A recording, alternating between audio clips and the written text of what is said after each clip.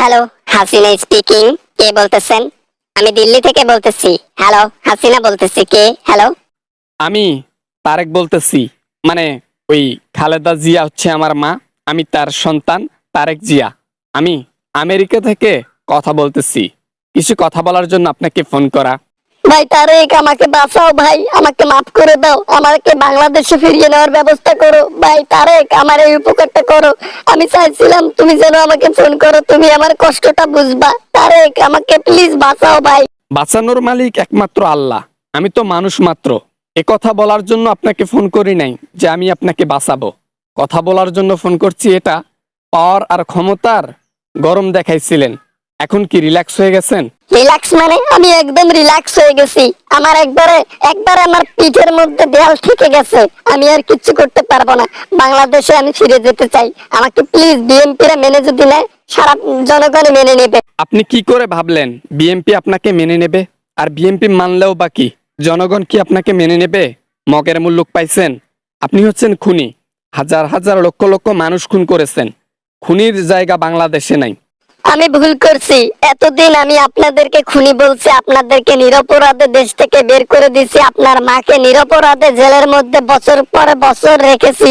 সবকিছুর মাপ আমি প্রায়শ্চিত্ত করতে চাই। আমাকে শাস্তি দাও, তারপরও দেশের মাটিতে আমাকে থাকতে দাও ভাই তারেক। ওইসব কান্না দিয়ে আর আমাদেরকে ভুলাতে পারবেন না। জনগণ ভালো করে জানে, আর আমরা তো অনেক আগ থেকেই ভালো করে জানি আপনি অভিনয়টা খুব ভালোভাবে করতে পারেন। তাই ওসব মিথ্যা কান্না কখনোই কাজে আসবে না। আপনার মতো স্বৈরাচারকে, আপনার মতো খুনি মাস্তান রাহাজানিবাজ একজন মহিলাকে বাংলাদেশের জনগণ বাংলাদেশের মাটিতে কখনোই স্থান দেবে না। তাই ট্রাই করবেন না কান্না করার। স্থির হয়ে কিছু কথা বলি, শুনুন। আমি খাইতে পারি না, আমি ঘুমাতে পারি না, আমার ক্ষমতা লাগবে।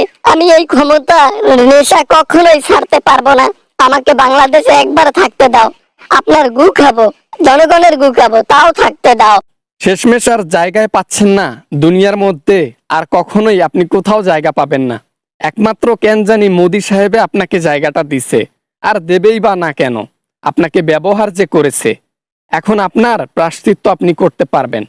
যেখানেই থাকুন, যেখানেই থাকুন, প্রবাসীর চোখে কখনোই পড়িয়েন না, তাহলে ক্ষোভ আপনার উপর দিয়ে চলে যাবে। আমাকে তাহলে তোমরা মেনে নিবে না? আমাকে তাহলে দেশের মাটিতে থাকতে দিবা না? কেন দেশের মাটিতে থাকতে দেবে না? অবশ্যই দেশের মাটিতে থাকবেন, কিন্তু স্বাধীনভাবে থাকতে পারবেন না। কারাগারে থাকতে হবে, কারাদণ্ডে থাকতে হবে, প্রতিদিন রিমান্ডে থাকতে হবে। যদি এতে রাজি হন তাহলে বাংলাদেশে আসেন, আপনাকে সুসম্মানে জেলের মধ্যে ঢুকিয়ে দেব, তাহলে আপনার বাংলাদেশের মাটিতে থাকা হবে। যাক, আমার ইম্পর্টেন্ট একটা কাজ আছে, আমার আর কথা বলা সম্ভব না। ভালো থাকবেন, যেখানে থাকুন খারাপ থাকুন।